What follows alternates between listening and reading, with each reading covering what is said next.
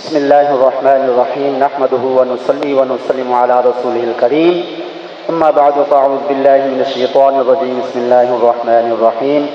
تمام حضرات بآواز بلند درود شریف پڑھیں الصلاۃ والسلام علیک یا رسول اللہ وعلی آلک واصحابک یا حبیب اللہ۔ واجب الاحترام حاضرین ناظرین السلام علیکم ورحمۃ اللہ وبرکاتہ۔ جیسا کہ آپ حضرات کو معلوم ہے وقت کی قلت ہے، میں انشاءاللہ جلدی اپنی گزارشات کر کے اپنی گفتگو کو ختم کروں گا۔ شعب الایمان للبیہقی کی ایک حدیث پاک، اس کی تشریح کر کے انشاءاللہ اپنی گفتگو کو ختم کروں گا۔ میں عربی تو نہیں پڑھتا چونکہ ٹائم تھوڑا ہے، میں مختصر ترجمہ کر دیتا ہوں اور تھوڑی سی تشریح۔ حضرت انس رضی اللہ تعالی عنہ جو ہمارے آقا کریم صلی اللہ علیہ وسلم کے وہ صحابی ہیں جنہیں ان کی ماں نے آقا کریم صلی اللہ علیہ وسلم کو بطور تحفہ پیش کیا۔ عرض کی آقا آپ مکہ سے آئے مدینے میں، مدینے والوں نے اپنی اپنی طاقت کے مطابق تحفے پیش کیے، میرے پاس اور تو کچھ نہیں ہے، یہی میرا بیٹا ہے، میں بطور تحفہ پیش کر رہی ہوں، یہ میرا بیٹا آپ کی خدمت کیا کرے گا۔ وہ بیٹا جو بطور تحفہ پیش کیا گیا حضور کی بارگاہ میں کیسے خدمت کی خود فرماتے ہیں،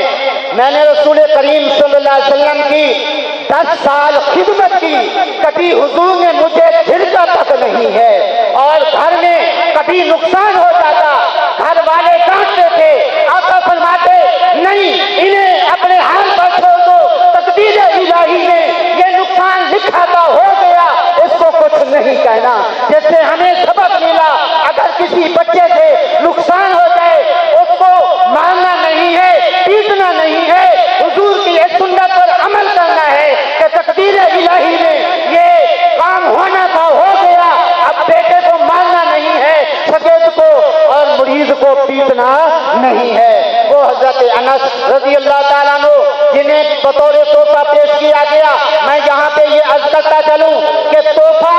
مانگ کے نہیں لیا جاتا، تحفہ خود بخود دیا جاتا ہے۔ بعض اوقات کسی کو اگر تحفہ دیا جائے دوسرا دیکھتا ہے وہ کہتا ہے میں تو سمجھتا تھا یہ میرے سے زیادہ پیار کرتا ہے، لیکن اس کا تو کسی اور سے پیار ہے، مجھے تو کوئی تحفہ نہیں دیا۔ یاد رکھیے کوئی تحفہ پیش کرے دل بڑا رکھنا چاہیے، یہ سوچنا چاہیے یہ تحفہ مانگ کے نہیں لیا جاتا، خود دیا جاتا ہے۔ اگر اللہ نے اسے توفیق دے دی ہے تحفہ دینے کے لیے تو کوئی بات نہیں ہے، تو بڑا ذہن رکھنا چاہیے۔ اسی طرح ضمن میں یہ بھی عرض کرتا چلوں، بعض اوقات ایک محبوب ساتھی ہوتا ہے، بہت زیادہ عقیدت مندی رکھنے والا ہوتا ہے، وہ دعوت نہیں دیتا تو دوسرے پریشان ہو جاتے ہیں کہ ہمارا اتنا بڑا پیار اور ہم کو دعوت نہیں دی ہے شادی کی یا کسی اور فنکشن کی،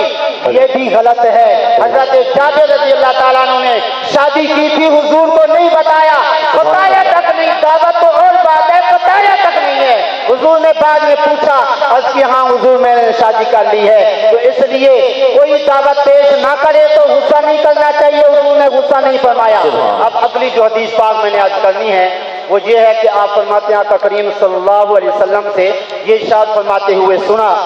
کہ اللہ تبارک و تعالی ارشاد فرماتا ہے میں زمین والوں کو عذاب دینے کا ارادہ رکھتا ہوں، مگر جب میں ان لوگوں کو دیکھتا ہوں جو مساجد کو آباد رکھتے ہیں، میرے لیے ایک دوسرے سے پیار کرتے ہیں، شہری کے وقت وہ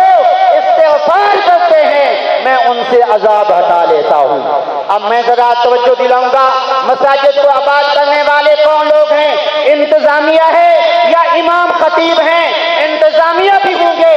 لیکن جو مساجد کو آباد کرنے والے لوگ ہوتے ہیں وہ ائمہ کرام ہوتے ہیں، خطیب ہوتے ہیں، اس لیے کہ آپ دیکھتے ہیں جو ائمہ کرام ہوتے ہیں مسجد کی تعمیر میں بھی انہی کا کردار ہوتا ہے، لوگوں کو اکٹھا کرنا انہی کا کام ہوتا ہے، لیکن آج کل ہم لوگ امام کو کیا سمجھتے ہیں کہ کیا حیثیت دیتے ہیں؟ ابن ماجہ کی ایک حدیث میں عرض کر کے آپ کو بتانا چاہتا ہوں امام کی حیثیت کیا ہے۔ حضرت اسعد بن زرارہ رضی اللہ تعالی عنہ کے پیچھے نماز ایک جمعہ پڑھی تھی، حضرت کعب بن مالک نے ان کی نظر جاتی رہی۔ اب کافی عرصہ نماز جمعہ پڑھنے جب جاتے تھے نا، اذان جمعہ ہوتی تھی، حضرت اسد بن زرارہ رضی اللہ تعالیٰ عنہ کے لیے استغفار کرتے، بخشش کی دعا کرتے، تو آپ کے بیٹے فرماتے ہیں میں نے عرض کیا ابا جی بڑا عرصہ ہو گیا جب بھی آپ نماز پڑھنے جمعہ کی آتے ہیں اسد بن زرارہ کے لیے دعائیں خیر کرتے ہیں، یہ کیوں؟ آپ نے فرمایا بیٹا ایک دن ہم نے ان کے پیچھے نماز جمعہ پڑھی تھی، نماز جمعہ پڑھ کے انہوں نے ہم پہ اتنا احسان کیا، ہم نے ان کا احسان کا بدلہ چکانے کی کوشش کر رہے ہیں، لیکن کیا معلوم کہ بدلہ چکایا جا سکتا ہے یا نہیں۔ ایک نماز اسد بن زرارہ رضی اللہ تعالیٰ عنہ کے پیچھے پڑھنے والا صحابی اتنا بڑا عرصہ ان کے لیے دعائیں خیر کرتا ہے، آج جس امام کے پیچھے 30 سال 40 سال نماز پڑھتے ہیں تو اس کے بعد جب اس کی چھٹی کرواتے ہیں تو کیا صورتحال ہوتی ہے۔ تو اس لیے حضرات گرامی اس طرف توجہ کریں گے۔ واقع دعویٰ سبحان اللہ۔